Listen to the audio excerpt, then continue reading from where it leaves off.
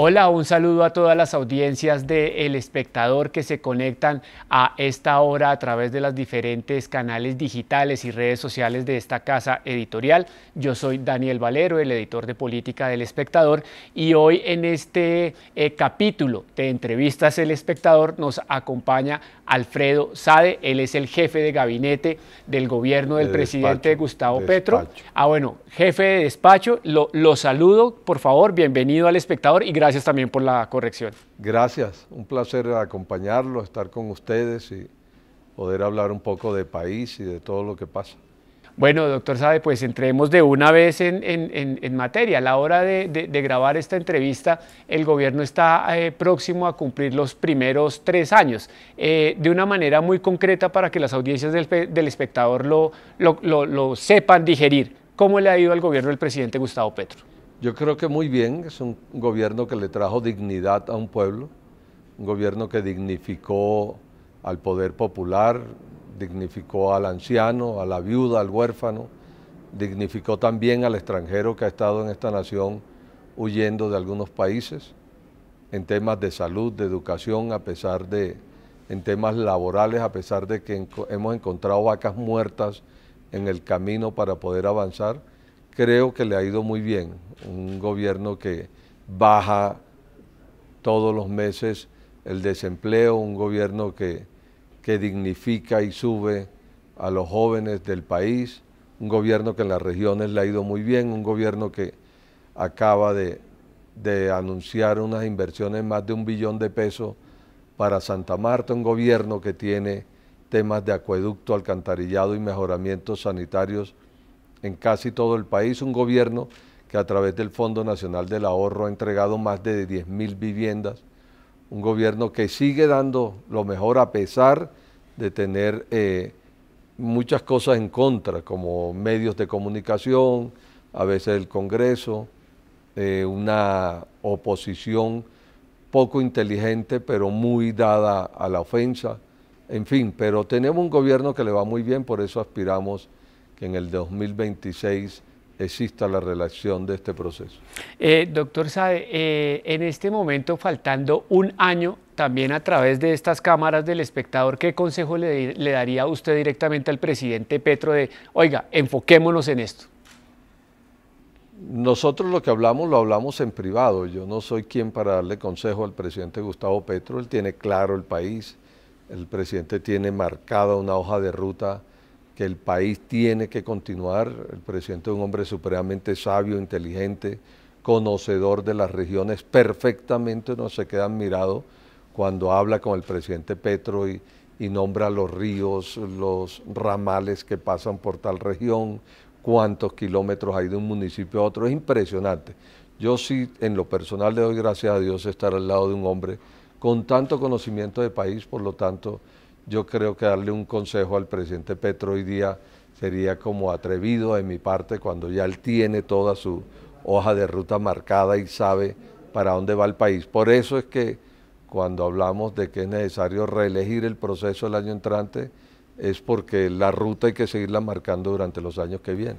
También en las evaluaciones que se hacen desde lo público, que es donde usted está ahora, y también en el papel que cumple el gobierno del presidente Gustavo Petro, es necesario reconocer si se han cometido errores o no. Ustedes, háblele también a las audiencias del espectador, ¿reconocen algún tipo de error? No en términos de lo que ha dicho el presidente, él dice que se ha equivocado en algunos nombramientos, sino en la gestión propia de lo que es administrar un país como Colombia, doctor Sade. Yo creo que el error que hemos cometido todos en el gobierno es de pronto trabajar de cerca con la oposición, no haber sido más fuertes con la oposición, no haber tenido la mano más firme en haber sacado de los cargos a la oposición, sino que el presidente Petro, en eso sí, es un hombre excesivamente democrático y hay que respetarle eso. En lo personal eso es lo que creo, pero él cree que esa es la manera de trabajar y eso hay que respetarse. En ese sentido también es importante preguntarle, doctor Sade, a los críticos, y ya ahí pasamos a lo más coyuntural, han dicho que por el contrario el gobierno es muy cerrado al diálogo. ¿Es así? Yo no creo, el gobierno Petro ha sido abierto. Mire, cuando se posesiona el primero que llama Álvaro Uribe Vélez a tomarse un tinto. Entonces, pues no podemos encontrar un hombre cerrado cuando invita a su gran opositor a tomarse un café, y él ha invitado al país a un diálogo nacional. Que la oposición poco pensante e inteligente no ha querido aceptarlo, pues lógicamente ya eso es un problema de ellos, pero el presidente en su inteligencia, en su sabiduría, en su fortaleza y en su capacidad de gobernar la nación, lo único que ha buscado es la unidad para que el país avance, porque el presidente lo que busca es una unidad para que el país avance. Pero claro, es que hacerle oposición al presidente Petro no es tan fácil. Para hacerle oposición al presidente Petro hay que estudiar, la oposición poco estudia, hay que leer, una oposición que creo que poco o nada lee, hay que conocer muy bien el país y hay que dejar el insulto. Tenemos una oposición que edifica todos sus procesos en el insulto, y con el presidente Petro, si usted no lee, si usted no estudia y usted solo insulta, pues lógicamente jamás estará en la altura moral, ética o intelectual de un presidente como él. Del lado contrario, dicen muchos de esos adjetivos que usted usa, que son prácticamente los que usa el presidente Petro y su gobierno: el insulto, casi como que si se hace oposición al gobierno dentro del gobierno. ¿Usted qué le responde cuando le dicen que todo lo contrario, que es al gobierno al que le falta precisamente esa preparación para dar los debates? Yo lo que creo es que a mí no me insultarían si me mandan a estudiar o a leer. Si me mandan a estudiar o a leer, pues lógicamente lo primero que hago es salir corriendo a estudiar y a leer, porque alguna falla debo tener. Entonces, yo sí creo que ellos deben ser un poco más educados, insultar menos y educarse más. Eso es lo que creo que deben hacer. Hay unos temas, usted ha mencionado durante esta entrevista 3 veces el proceso de reelegir el proyecto del progresismo y del presidente Gustavo Petro, pero creo que usted también en aras de la transparencia reconoce o ha dicho públicamente que quisiera es la reelección del presidente Petro. Usted ya ha sido claro con eso. ¿El presidente Petro lo apoya en lo que usted está diciendo? Yo apoyo lo que yo digo, eso sí se lo puedo asegurar. Yo creo que el presidente Gustavo Petro, el país debería tenerlo no menos de 20 años más en el gobierno. Eso ya es un tema, por eso yo hablo de la repostulación del presidente. Por ahí me tienen denunciado en Procuraduría, en todo, pero ellos no quieren que yo opine, y es mi opinión. Yo creo que el presidente Gustavo Petro debería estar 20 años más en el gobierno, porque es la manera de hacer una verdadera transformación social, política, económica en la nación, y eso está en su cabeza, él lo tiene claro cómo hacerlo.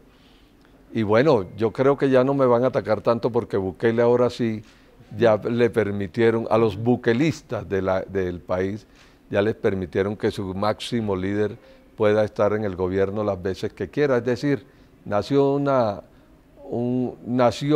con Bukele lo que ellos no quieren que nazca en Colombia, pero es una realidad, el pueblo es el que decide. La repostulación del presidente Petro no significa reelección, la repostulación del presidente Petro significa que el pueblo dirá si es reelecto o no es reelecto, eso es lo que hay que buscar. Y el presidente Petro, excúseme que le insista en la pregunta, ¿respalda esa tesis que usted está explicando a través de estas cámaras del espectador? Déjeme a mí con mi tema. Eso es un tema de Alfredo Saade, eso es un tema mío, y lo que esté en mi alcance jurídicamente y legalmente para que el señor presidente permanezca en su cargo, se le amplíen los 2 años de su mandato, lo que la ley me permita, la Constitución me permita, se hará.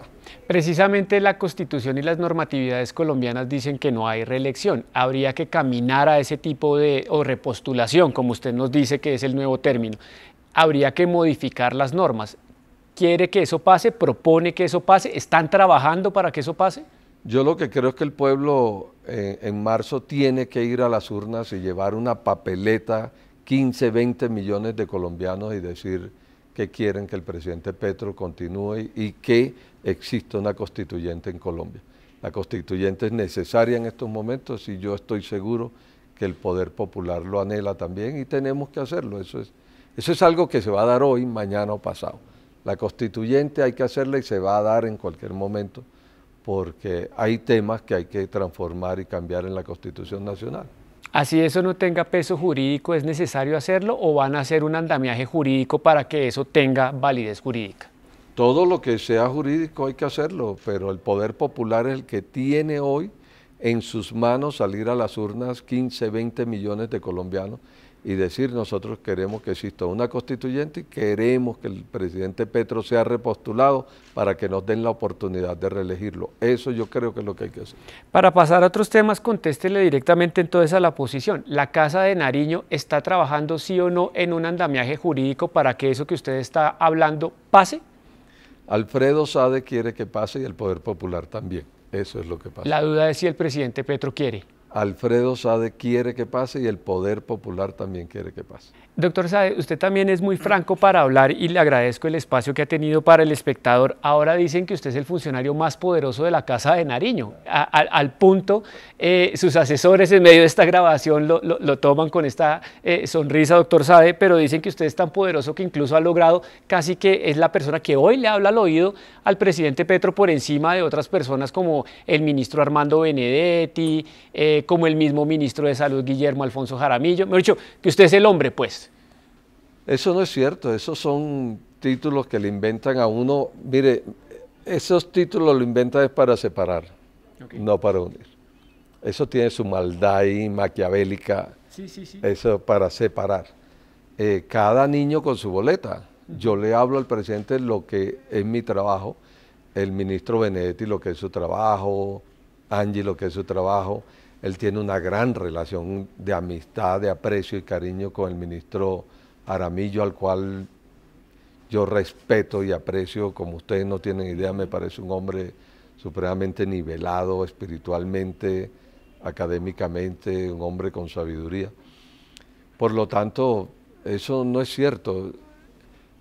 En estos altos cargos no es que exista un poder más que otro. Lo que sucede es que cada quien está en lo suyo. Yo estoy en lo mío como jefe de despacho, atiendo lo que me corresponde atender y voy más allá cuando el señor presidente quiere que haga otras cosas que debo hacer. Ya ustedes se han dado cuenta, temas pasaporte, tema de los puertos, un tema de un concurso también me mandó a revisarlo, en fin, temas como esos que deben darse, pero no es que yo sea el superpoderoso de Palacio, sino que hago lo que me corresponde y cada quien va haciendo. Lo importante de todo esto, que es lo que buscamos y trabajamos en equipo, allá trabajamos mucho en equipo, hay una gran coinonía en el equipo, es buscar la manera que nadie le pise la manguera a nadie y buscar que si alguien necesita un apoyo, pues todos lo podamos dar al tiempo para que pueda sacar adelante las cosas. También hablan que la llave Eduardo Montealegre, ministro de Justicia, Alfredo Sade, jefe de despacho, es la llave. ¿Es así? ¿O también eso es, como usted dijo, ahora un cuento? Un hombre que respeto muchísimo y con el cual aspiro que algunos temas salgan adelante. ¿Cómo cuáles? Para que le cuente a estas audiencias de manera transparente, por favor. Lo que el país necesite sacar adelante con el señor ministro de Justicia se va a hacer. Hay un ruido también que hablan de que estarían preparando, por ejemplo, cosas de conmoción interior, cosas de decretos que podrían estar moviendo o agitando este año electoral. Usted también es un ser humano político y sabe que esas cosas suceden. ¿Eso está pasando?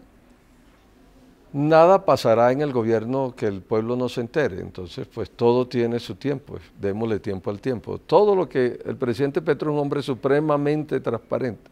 No hace nada bajo la mesa, nada oculto, nada en la oscuridad. Entonces esperemos que pasen las cosas ya en la medida, cada día trae su afán.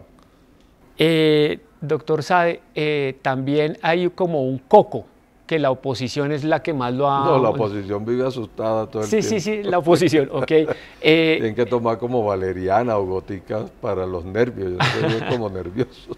El 8 de marzo y el 31 de mayo, ¿habrán elecciones en el 2026, doctor Sade? Totalmente, puede tener la plena tranquilidad el país que elecciones hay y serán las elecciones, las mejores elecciones que pueda tener el país porque arrasaremos en el Congreso de la República, vamos a tener un Congreso de la República afín al poder popular, al pueblo, y lógicamente repetiremos el programa del presidente Petro en el 2026. ¿Y usted, como Alfredo, sabe qué papel va a jugar en todo ese proceso?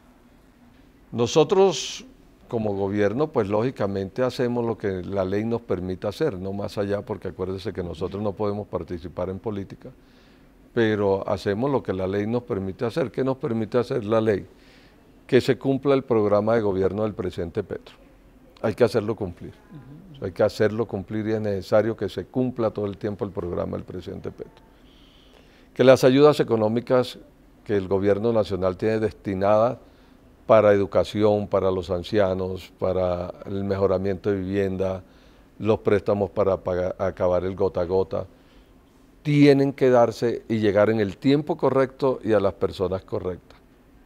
Nosotros tenemos, los señores ministros tienen la obligación de sacar adelante sus despachos, hacer las inversiones que tienen que hacer, sacar adelante los proyectos que el presidente Petro les ha asignado.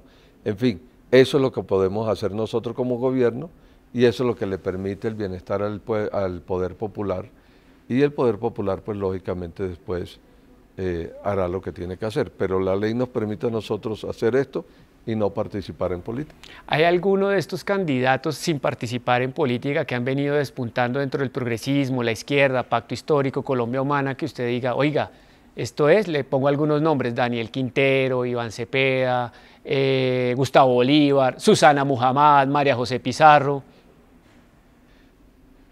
Yo no puedo responderle eso porque yo no quisiera, yo creo que el presidente Petro es irreemplazable. Entonces hay temas que no puedo responderle.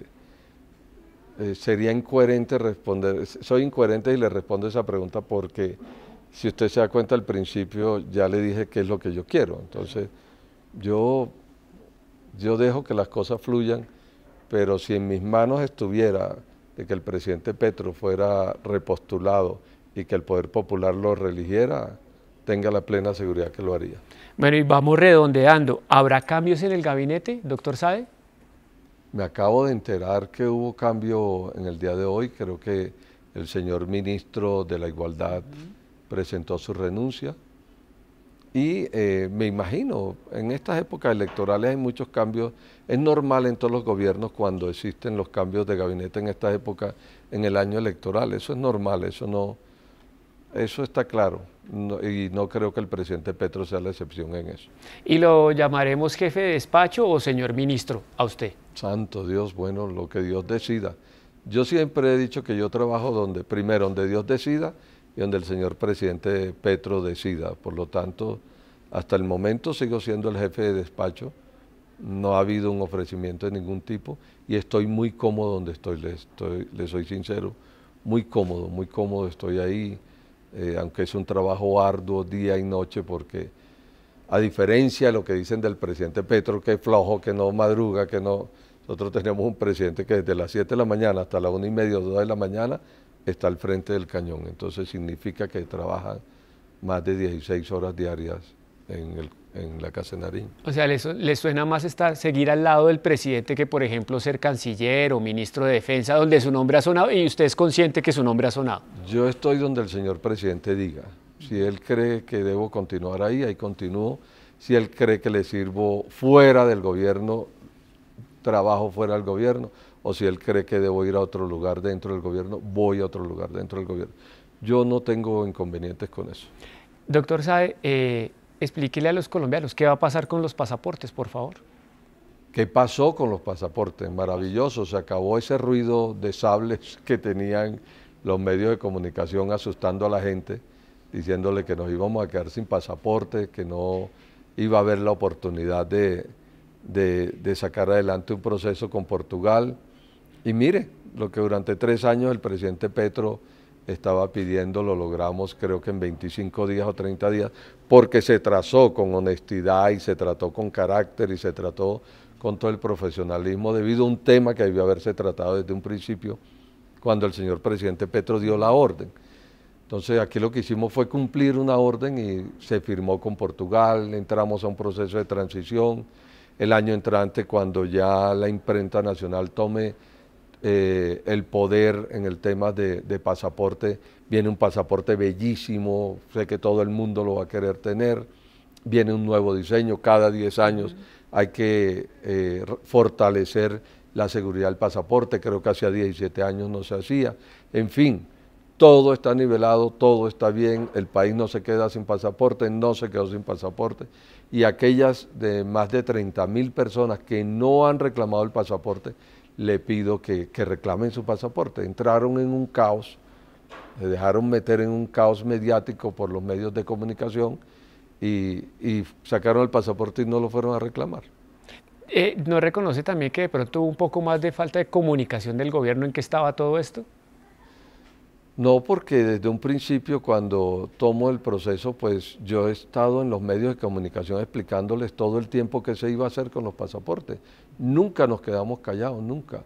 Es más, ya creo que hoy o el lunes queda montado lo que se hizo con Portugal, ese gran convenio y cómo va a ser y será público. Siempre lo dije, que todo tiene que ser público para que no quede duda de absolutamente nada. Aquí no se trabajó nada debajo de la mesa, aquí no se hizo nada para beneficio económico de absolutamente ningún particular y aquí no se planificó nada por fuera de la ley. Se cumplió la orden del presidente y se hizo lo que tenía que hacer.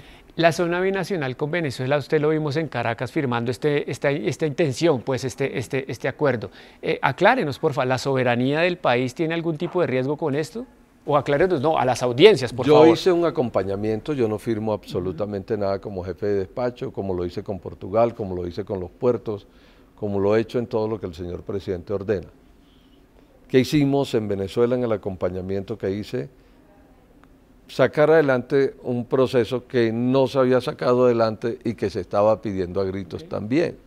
Es decir, yo no entiendo por qué la lentitud para sacar los procesos cuando es tan fácil gobernar y sacar adelante un proceso.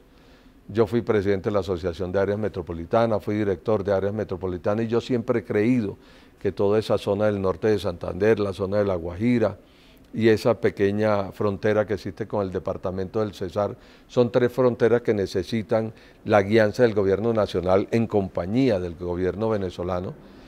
Y se hizo lo que tenía que hacer. En el norte de Santander hay que iniciar un gran proceso de transporte binacional, un transporte circular, un sistema de economía de alimentos circular también para poder acoger San Antonio, San Cristóbal, Ureña, La Fría del lado de Venezuela, el área metropolitana del lado de Colombia.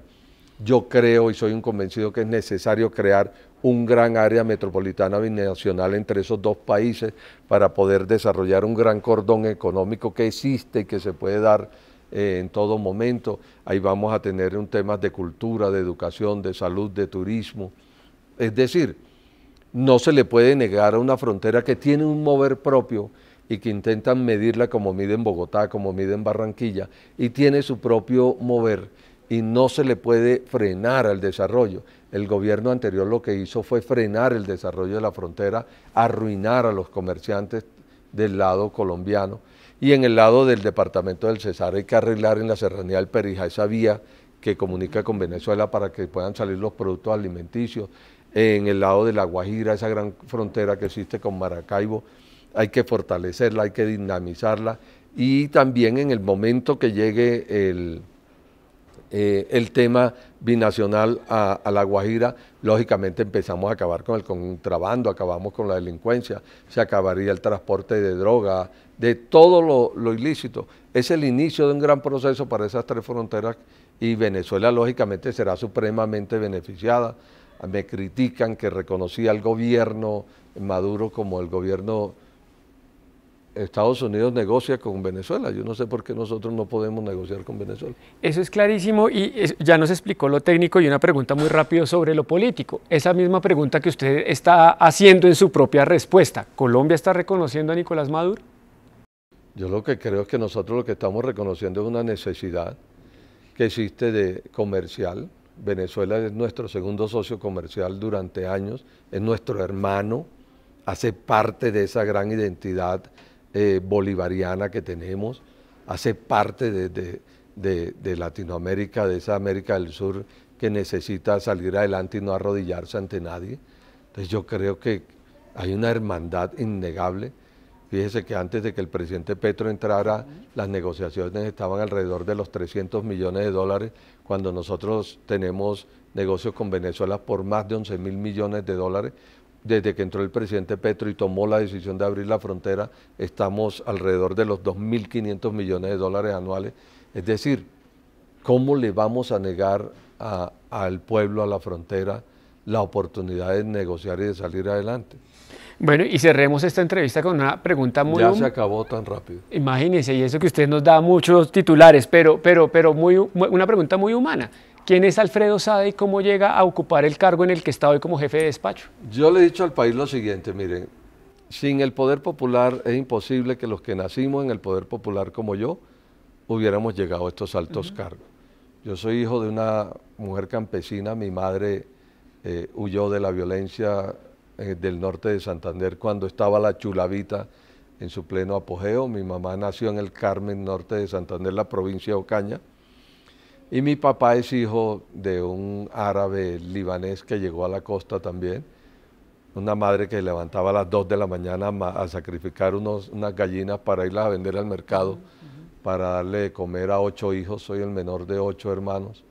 Un padre que trabajó lo que pudo en el Seguro Social en esa época y logró pensionarse.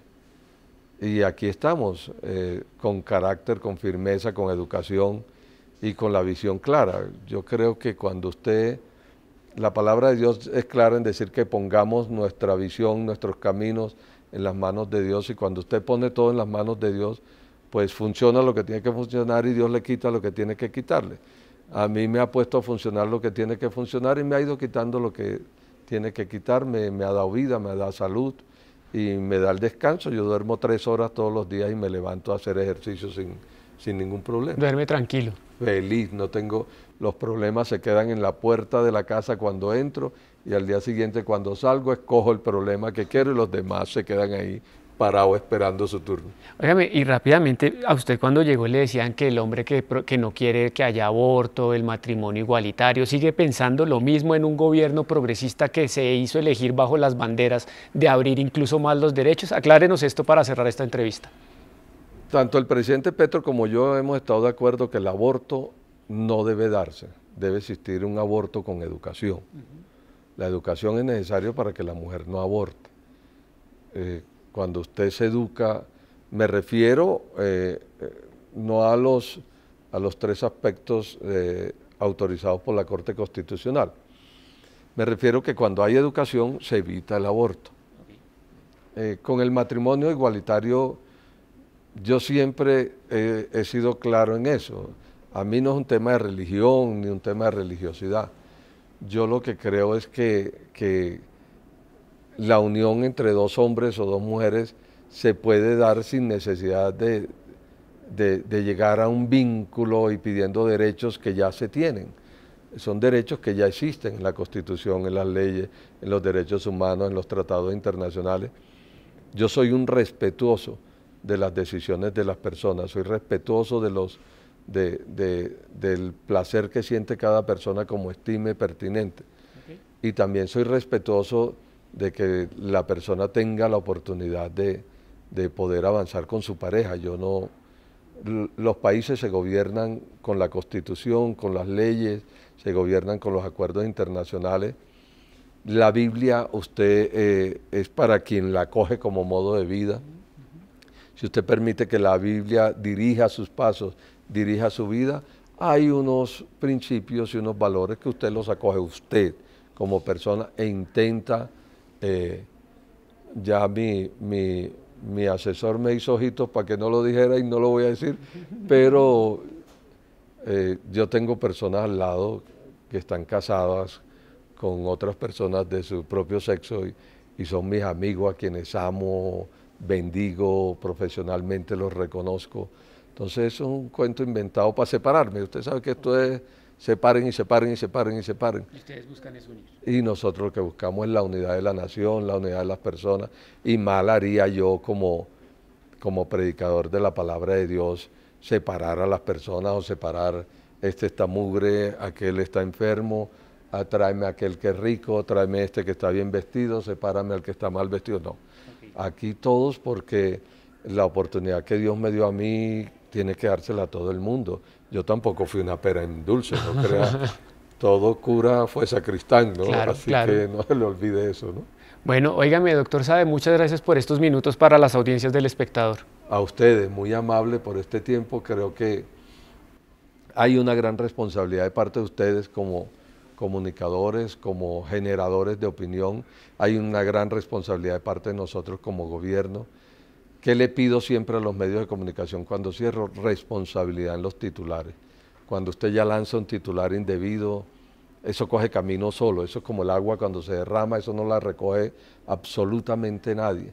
Entonces tener la responsabilidad en los titulares, creo que tenemos un gobierno, mire, de pronto yo no sería objetivo a hablar del presidente Petro, pero tenemos un gobierno sano, un presidente que no es lo que se dice, un hombre preocupado para que las cosas funcionen bien, un hombre que lógicamente se estresa porque quisiera que todo fuera más rápido y a veces no encuentra esa rapidez para que las cosas funcionen, y un hombre que ama verdaderamente al pobre, eso se lo puedo asegurar. Yo no necesito venderlo a él pues como el superhéroe, pero el presidente Petro es un hombre que verdaderamente ama al pobre, a la viuda, al huérfano, al menesteroso, sobre todo ese tema del extranjero. Cuando él habla del tema de lo que sucede en la Franja de Gaza con Palestina, es algo que le nace, que le duele ver a niños muertos. El tema que hay con Israel, pues lógicamente algunos cristianos no ven bien cuando yo hablo de eso, pero yo sí creo que el presidente es un hombre genuino en lo que dice. Doctor Sade, muchas gracias. Muy amable. Le regalo el lápiz para que se acuerde que la educación de Colombia con el presidente Petro se ha dado de manera acelerada. Es un hombre que cree en la educación, un hombre que cree que no debemos matarnos, un hombre que cree que debemos escribir más, estudiar más para poder sacar el país adelante, y juntos, ¿no?, con los medios de comunicación también que nos dan tanto garrote. Muchas gracias, doctor Sade. Bueno, todo es doble vía, usted lo ha dicho, la corresponsabilidad también es importante, que el gobierno entienda el papel que tiene y que obviamente es el gobierno de 50 millones de colombianos y no solamente de un sector. Y a ustedes las audiencias... Oiga, qué buen titular, mire, vea. El titular es: el espectador reconoce por fin que el presidente Petro es el presidente de 50 millones de colombianos. Siempre lo ha dicho en sus editoriales y en sus páginas, que eso quede muy claro. Eso es un buen titular de Pero siempre lo ha reconocido. Ahora voy a poner un trino con eso. Este periódico siempre ha sido muy institucional, doctor Sade. Óigame, a ustedes las audiencias, muchas gracias, doctor Sade, a ustedes las audiencias del Espectador, muchas gracias por habernos acompañado en este espacio. Recuerden conectarse siempre para estar informados de lo que pasa minuto a minuto en Colombia y en el mundo a través de todas nuestras redes sociales y obviamente a través del espectador.com. Hasta una próxima oportunidad y muchas gracias.